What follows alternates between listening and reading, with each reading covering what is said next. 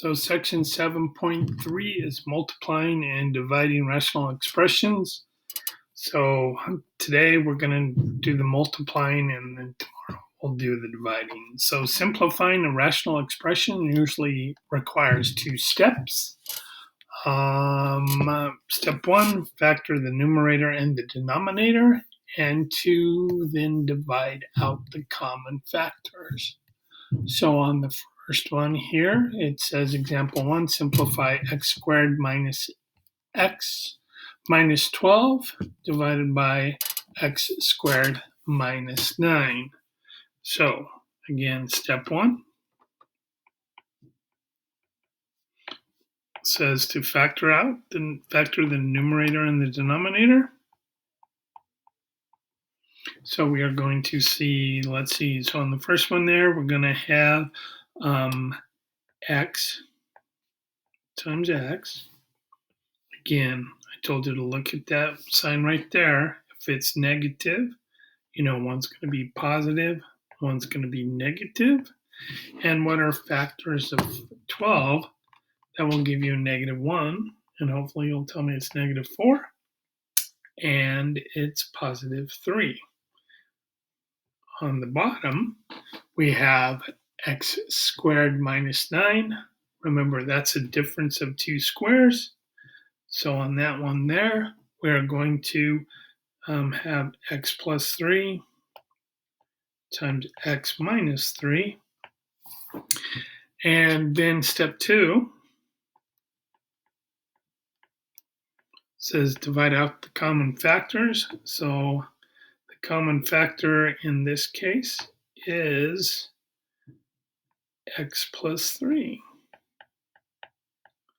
So remember, what we would do there is we would cross that one out and we would cross that one out. And then our answer is going to be x minus 4 divided by x minus 3. So now what we're going to have to do here, ladies and gentlemen, is we're going to have to start talking about excluded values. So the original expression is undefined for x is equal to -3. So just kind of think about it. If you would have put in a -3 right there, well, that becomes 0. And remember, division by 0 is undefined. So what you have to do is you have to restrict the domain of the simplified expression by excluding x is equal to -3. So both the original and the simplified expression are undefined for x is equal to -3.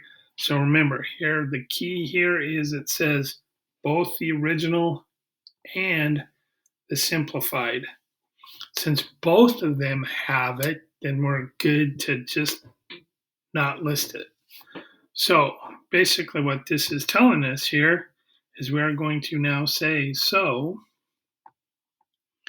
x squared minus x minus 12 divided by x squared minus 9 is equal to, well, our answer was x minus 4 divided by x minus 3.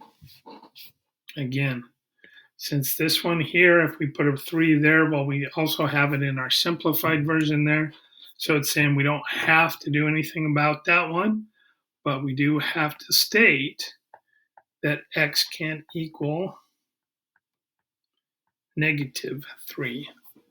Because again, that's the one that got divided out. So that's a simple way to think about it. Which one got divided out? You have to give me the excluded value there. All right, so the rule for multiplying and dividing rational expressions is the same as multiplying and dividing numerical fractions. So what we're going to say there is on example 2, find the product of 6x squared times y over 3xy cubed times 9x to the 5th y squared over 2y. So what it's saying here is we want to use our rules that we've had before.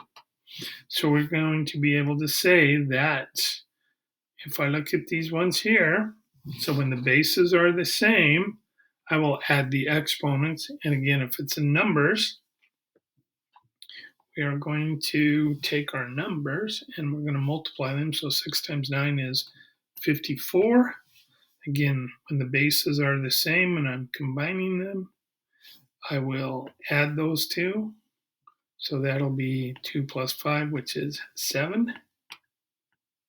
And then remember, that's understood to be y to the first power. So we're going to say that is y cubed on the top. On the bottom, we have 3 times 2, which is 6. And then I have x. And again, I have y cubed times y to the first, which will be y to the fourth. Okay, so now remember, we can still simplify that even more because we know that 54 divided by 6, that's going to give us 9.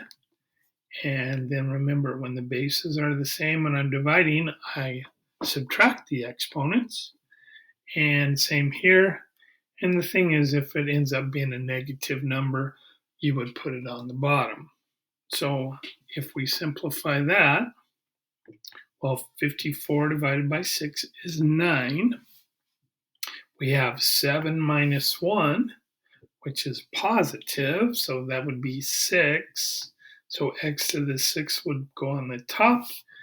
On y cubed minus y to the 4 divided by y to the fourth, on those ones there, again, we're going to subtract the exponents.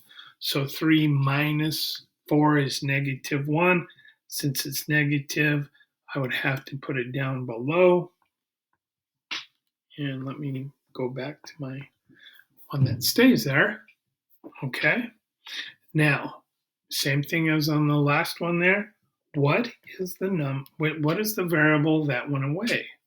Well, we still have a y on the bottom, just like we did on the original equation, but we don't have an x on the bottom anymore. So we have to say that x cannot equal 0. Okay, a couple more of these.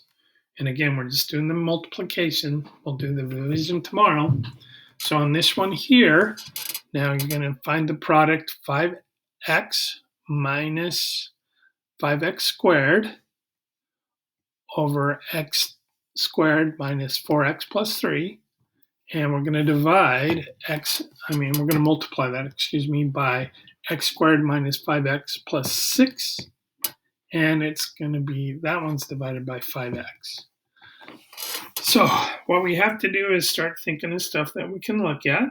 So on this one here, we can factor out a 5x. So we're going to factor out a 5x. So we'll have 5x. And what do I have left? On that one, I'll have 1 minus x. On the bottom one there, again, I have an x and I have an x. Remember, I told you to look at this one here. If it's plus, you have to look at that one there. Since it is negative, I know that both of these have to be negative. And what are factors? I'll have x minus 3 and I'll have x minus 1. On this next one here, again, on this one here, again, that's a plus. So on the top, I'll have x, and I'll have an x. And again, I'm going to look, so that's a plus. So that means that the next one over is a negative. So they both have to be negative.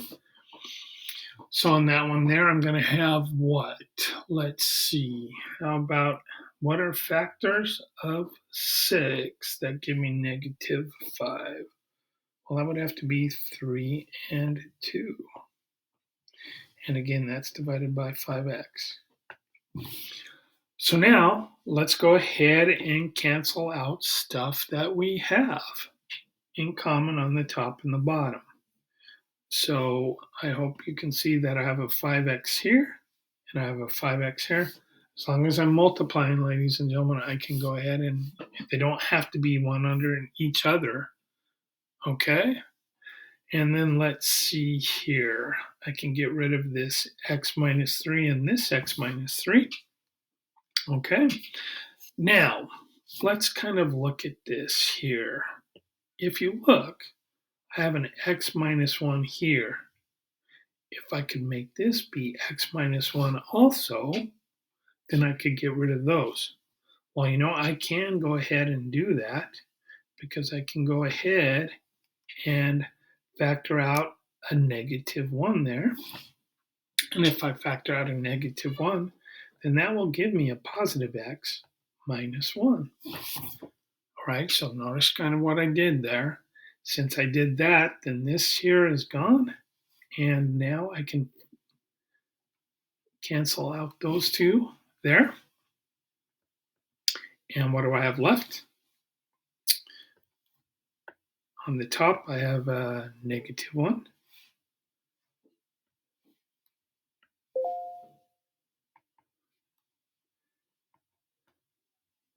And let's see, I have an x minus 2.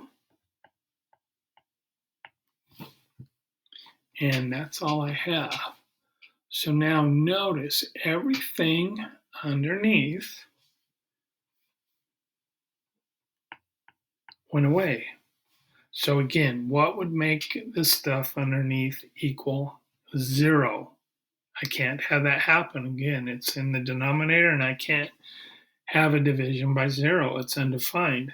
So you would be able to tell me, let's see, well, we have x minus 3. So x cannot equal a positive 3 because 3 minus 3 is 0.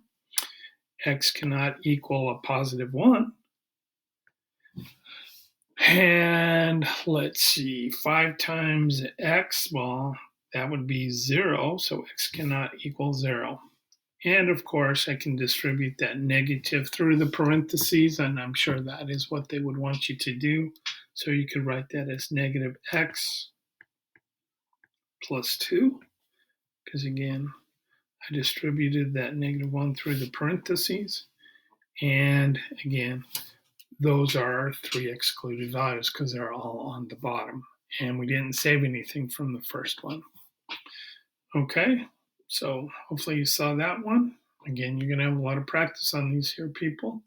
So let's see. Our final one here is we have x minus 7, and we have x cubed plus 8. Well, let's go ahead and think about that. Now remember, this is x cubed plus 2 cubed. So that gives us a sum of cubes. So I'm going to put it as an aside here. That means I'm going to go off to the side and remind you of something. Since it's the sum of cubes, remember I can rewrite that as and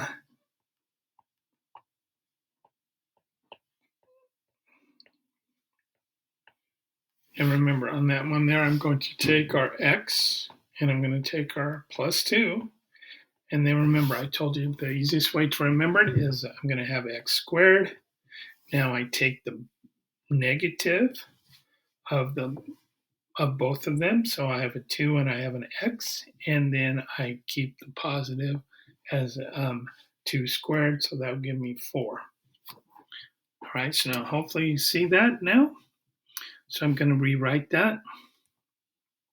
I'm going to rewrite it as, let's see here, x minus 7.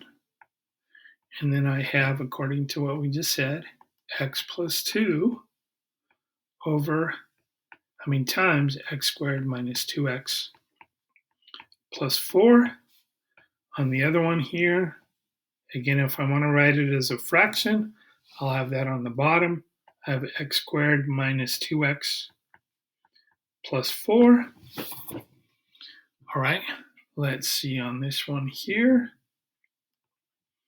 We can get rid of those. And what do I have left? I have x minus 7 on the top. I have x plus 2 on the bottom. Now, since these two canceled out, and they both had a squared term on it, that means whatever, if I had a 0 in there, I would have gotten 4 and 4, so they would have canceled out anyways. So on this one here, I don't have to put any excluded values because technically there aren't any.